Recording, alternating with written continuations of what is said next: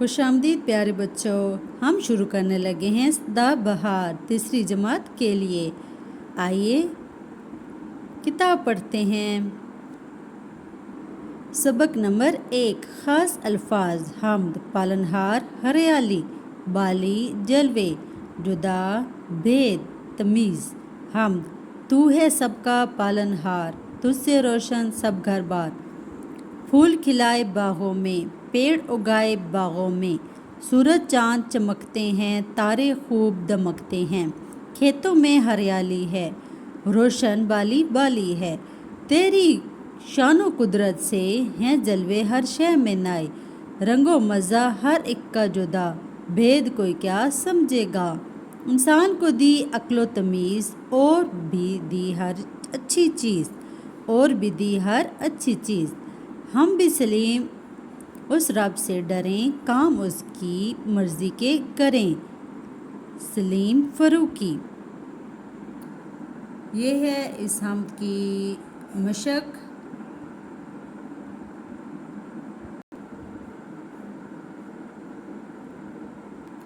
سوالوں کے جواب: رموز اوقاف، قواعد اس میں، ختمہ کیا ہوتا ہے، سوالیہ نشان، اس کی تعریفیں دی ہوئی ہیں، گنتی ہے۔ میں نے ایک شارٹ بنایا ہوئے 1 سے لے کر 100 تک کی گنتی کا۔ اگر آپ لوگوں کو گنتی چاہیے تو میری جو لرننگ بیسڈ پلے لسٹ میں نے بنائی ہوئے ایجوکیشن لرننگ ویڈیوز، اس میں آپ لوگ دیکھ لیجئے گا۔ سبق نمبر 2، نعت۔ خاص الفاظ: نعت، پیکر، مونس، ہمدم، مکرم، معظم، عالم، امت۔ نعت: محمد صلی اللہ علیہ وآلہ وسلم ہمیں دل سے پیارے، حسین ان کا چہرہ تر و تازہ ہر دم، وہ ہمت کا پیکر بڑی شان والے، سبھی کے وہ مونس سبھی کے وہ ہمدم، وہ اللہ کا پیغام قرآن لائے، دلوں سے بھلائے زمانے کے سب غم، مشقت وہ کرتے رہے سب کی خاطر، بڑا ان کا رتبہ وہ سب سے مکرم، مٹا ڈالی نفرت سکھائی محبت، انہی سے مہکتے ہیں دل سب کے ہر دم، زمانے میں اسلام پھیلایا آ کر، کوئی ان سے بڑھ کر نہیں ہے معظم، خدا کے وہ محبوب امت کے پیارے، مہکتے ہیں انہی کی خوشبو سے عالم، انہی دل سے پیاری تھی خود ان کی امت، وہ امت کی خاطر ہی سہتے تھے ہر غم۔ فوزیہ احسان۔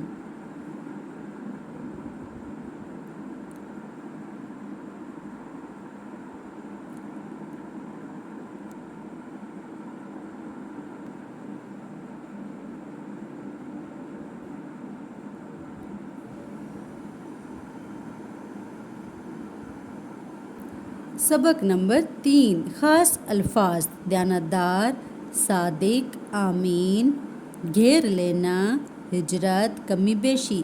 دیانتداری: ایک اچھا مسلمان دیانتدار ہوتا ہے۔ دیانتداری کا مطلب ہے کہ یہ کسی بھی معاملے میں ایمانداری سے کام لینا، مثلاً کسی کی چیز بغیر پوچھے نہ لینا۔ کوئی شخص اپنی کوئی چیز یا رقم امانت کے طور پر رکھوائے تو اسے پوچھے بغیر استعمال نہ کرنا، اور واپس مانگنے پر بغیر کسی کمی اور بیشی کے واپس کرنا۔ حضرت محمد رسول اللہ خاتم النبیین صلی اللہ علیہ وآلہ وسلم بچپن ہی سے سچ بولا کرتے تھے اور نہایت دیانتدار بھی تھے، اس لیے صادق یعنی سچے اور آمین یعنی امانت دار کہلائے۔ حضرت محمد رسول اللہ خاتم النبیین صلی اللہ علیہ وآلہ وصحبہ وسلم کی امانت داری بہت مشہور تھی، اس لیے لوگ اپنی امانتیں حضرت محمد رسول اللہ خاتم النبیین صلی اللہ علیہ وآلہ وصحبہ وسلم کے پاس رکھواتے تھے، اور وقت آنے پر کسی کمی یا خرابی کے بغیر ان کی چیزیں یا رقم واپس مل جاتی تھی۔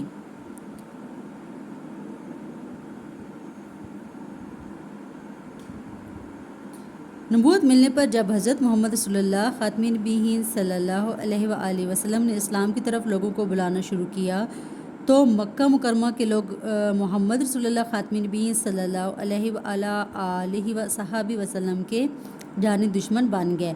انہوں نے جب یہ دیکھ لیا کہ حضرت محمد صلی اللہ خاتم النبیین صلی اللہ علیہ وآلہ وصحبہ وسلم اپنی دعوت سے رکنے والے نہیں، تو نعوذ باللہ حضرت محمد رسول اللہ خاتم النبیین صلی اللہ علیہ وآلہ وصحبہ وسلم کو جان سے مارنے کا منصوبہ بنایا،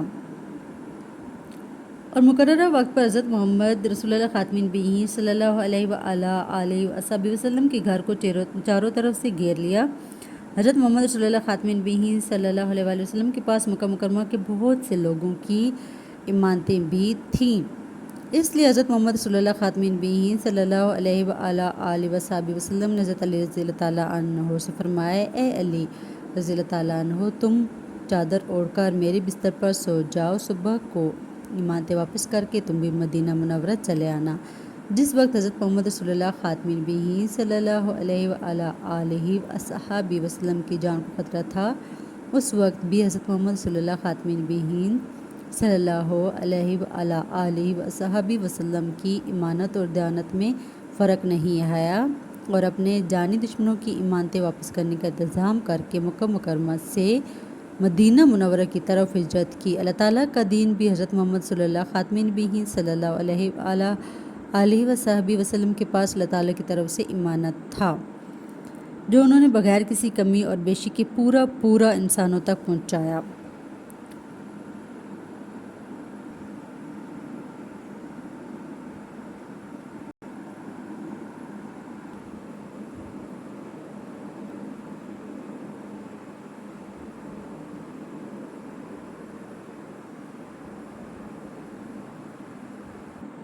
سبق نمبر 4، خاص الفاظ۔ معلوماتی دورہ 5 منزلہ خاطر کرنا، مظاہرہ مہارت عظیم۔ میں بھی لوگوں کے کام آؤں گا۔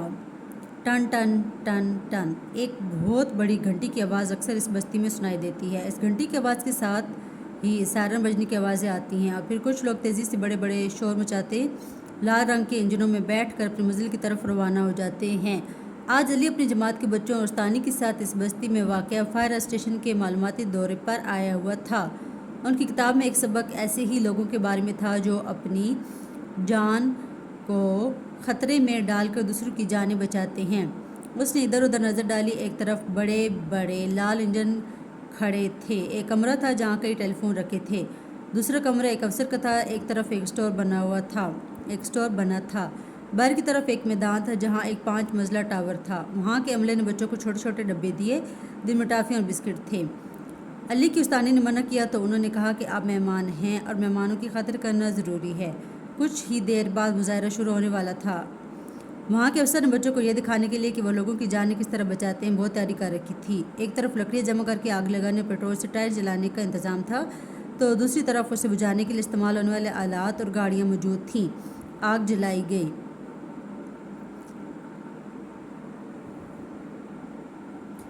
اتنے میں وہ بڑی گھنٹی جو بستی کے درمیان لٹک رہی تھی ایک آدمی نے جا کر زور سے بجائی، اور اس کے ساتھ ہی ایک بڑا سا لال انجن حرکت میں آ گیا۔ وہ تیزی سے میدان میں آیا۔ 3-4 آدمی چھلانگ لگا کر اترے۔ انہوں نے لکڑیوں میں لگی ہوئی آگ پانی کی موٹی موٹی نالیوں سے اور پیٹرول سے لگی ہوئی آگ کی میائی جھاگ سے بجھائی۔ یہ کیا! ٹاور کے اوپر بھی کچھ لوگ مدد کے لیے پکار رہے تھے۔ ایک اور بڑا انجن جس پر سیڑھی لگی تھی وہ بھی سائرن بجاتا ہوا آیا۔ وہاں کے افسر نے بتایا کہ اس کو اسنارکل کہتے ہیں، بڑی اور اونچی عمارتوں میں پھنسے ہوئے لوگوں کو نکالنے کے لیے استعمال ہوتی ہے۔ یہ ایک بڑی لمبی سیڑھی تھی۔ اس سیڑھی کے ذریعے بے ہوش آدمی کو کمر پر لاد کر سیڑھی سے اترنے کا اور پھر صرف رسوں کی مدد سے بھی لوگوں کو بلند عمارت سے نیچے پہنچانے کا مظاہرہ کیا گیا۔ یہ تمام کام بہت مہارت سے کیے جا رہے تھے۔ مظاہروں کے بعد فائر اسٹیشن کے انچارج افسر بچوں کو اسٹور میں لے گیا اور انہیں وہاں رکھے ہوئے آلات دکھائے اور ان کے بارے میں بتایا۔ کچھ آلے پتھر اور لوہے کو کاٹنے کے لیے استعمال ہوتے ہیں تاکہ عمارتوں میں دب جانے والے لوگوں کو نکالا جا سکے۔ اسی طرح آکسیجن ماسک، سلنڈر، رسے اور دیگر سامان بھی انہوں نے دکھایا۔ بچے ان سب چیزوں کو دیکھ کر حیران تھے۔ آخر میں فائر اسٹیشن کے عملے نے بچوں کو بتایا کہ آگ زیادہ تر باورچی خانے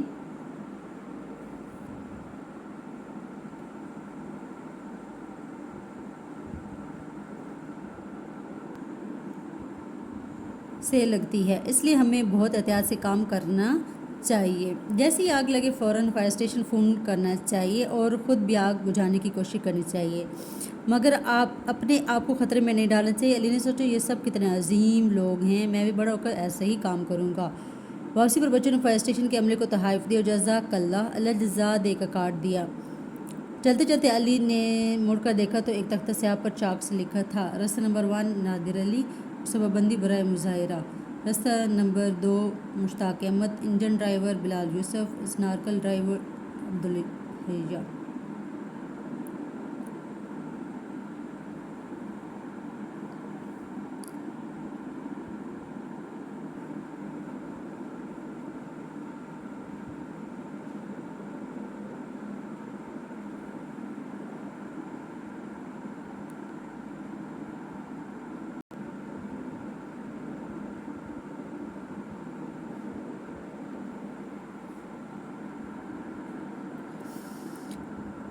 پیشے۔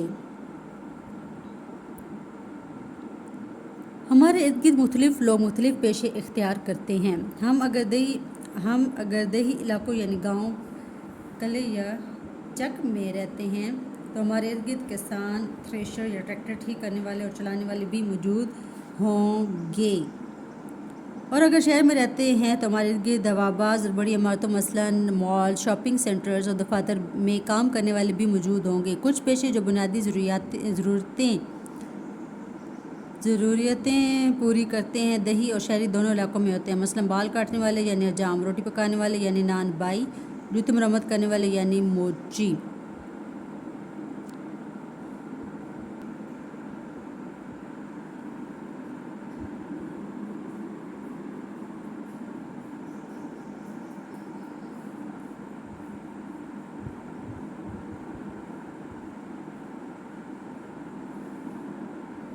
سبق نمبر 5، خاص الفاظ، مخصوص، مقبول ترین، براہ راست، تعداد، مقرر نہ ہونا، علاقائی کھیل۔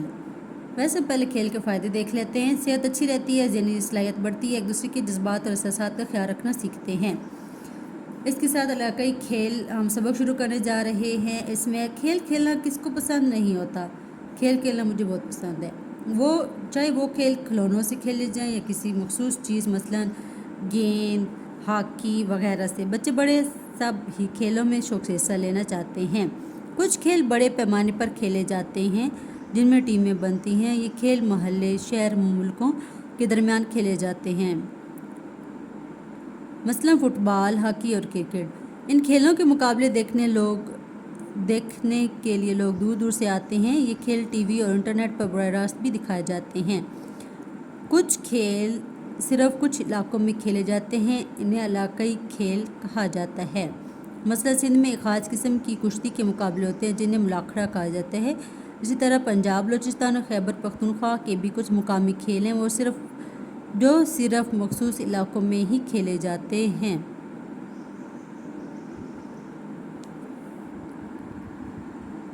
کچھ کھیل ایسے ہیں جو بہت سے علاقوں میں کھیلے جاتے ہیں، ہر علاقے میں ان کے نام مختلف ہیں۔ مثلاً آنکھ مچولی پاکستان کے ہر علاقے میں کھیلا جاتا ہے، مگر بلوچستان میں اسے چمبند، پنجاب میں لکن میٹی اور خیبر پختونخوا میں اسے پٹ پٹونے کہا جاتا ہے۔ سندھ میں اس کھیل کو آنکھ بوٹ کہا جاتا ہے۔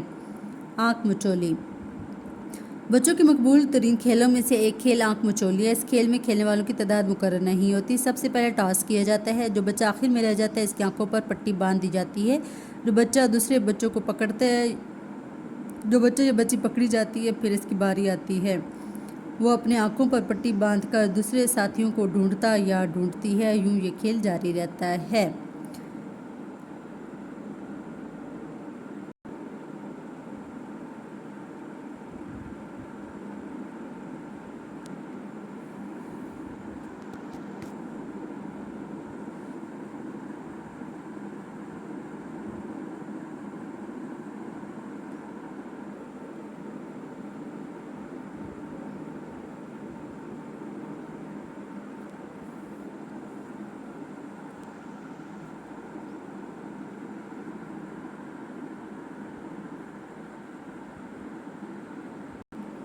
کچھوے کچھوا ہم نے دیکھا ہے دھیرے دھیرے چلتا ہے، کچھوا گرگٹ اور گھڑیال ایک گھرانے کے ہیں لال، اوپر ہے ہڈی کا خول، کیسی نعمت ہے انمول۔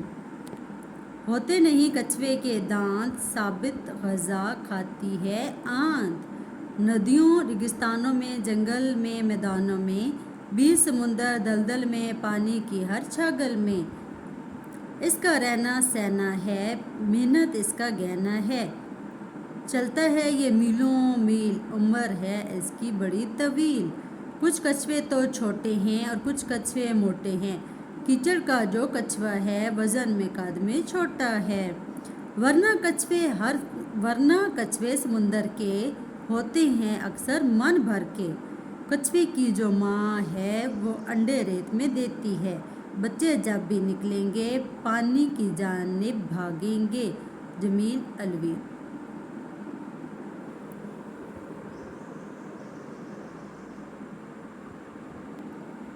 سبق نمبر 6۔ السلام علیکم۔ خاص الفاظ: مسافہ، دھیان، ملاقاتی، برابر، اجازت۔ السلام علیکم۔ سبق شروع کرتے ہیں۔ حضرت محمد رسول اللہ خاتم نبیین صلی اللہ علیہ وآلہ وسلم کسی سے ملتے تو السلام علیکم کہتے، پھر مسافہ کرتے، کوشش کرتے کہ پہلے حضرت محمد رسول اللہ خاتم نبیین صلی اللہ علیہ وآلہ وسلم سلام کر لے۔ ملاقات کے وقت اگر کوئی جھک کر حضرت محمد رسول اللہ خاتم نبیین صلی اللہ علیہ وآلہ وسلم کے کان میں بات کرتا تو حضرت محمد رسول اللہ خاتم نبیین صلی اللہ علیہ وآلہ وسلم دھیان سے سنتے رہتے، جب تک کہنے والا الگ نہ ہوتا کان اس کے منہ کی طرف رکھتے۔ مصافحہ میں بھی اس وقت تک ہاتھ نہ کھینچتے جب تک ملاقاتی ہاتھ نہ چھوڑتا۔ لوگوں کے ساتھ بیٹھتے تو سب کے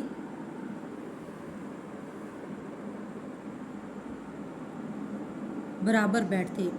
حضرت محمد صلی اللہ خاتم نبیین صلی اللہ علیہ وآلہ وسلم کے گھٹنے کبھی کسی سے آگے نہ ہوتے۔ جب کوئی حضرت محمد صلی اللہ خاتم نبیین صلی اللہ علیہ وسلم سے ملنے آتا تو حضرت محمد صلی اللہ خاتم نبیین صلی اللہ علیہ وآلہ وصحبہ وسلم اس کی عزت کرتے، محبت سے بٹھاتے اور اچھی جگہ بیٹھنے کو دیتے۔ جو آدمی ملاقات کے لیے گھر آتا اسے ملنے کا طریقہ سمجھاتے۔ حضرت محمد صلی اللہ خاتم نبیین صلی اللہ علیہ وآلہ وسلم جب کسی کے گھر جاتے تو ملنے کی اجازت لیتے۔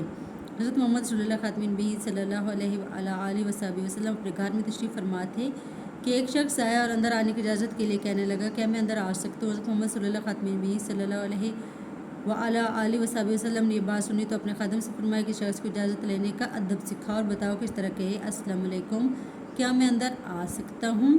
وہ شخص نے یہ بات سنی تو کہا، السلام علیکم، کیا میں اندر آ سکتا ہوں؟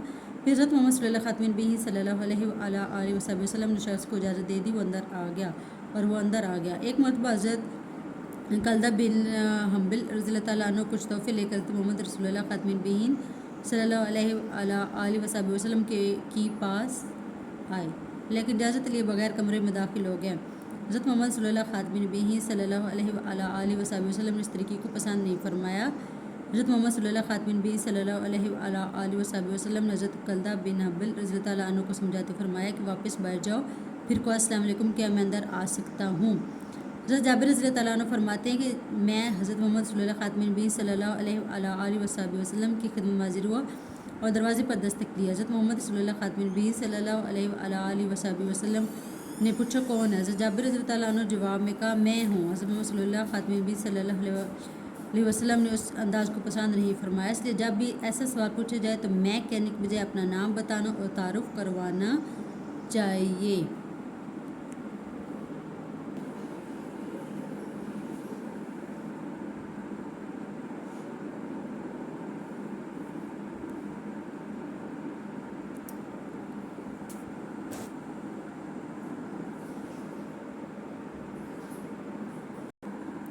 سبق نمبر 7۔ حضرت علی کرم اللہ تعالی وجہ۔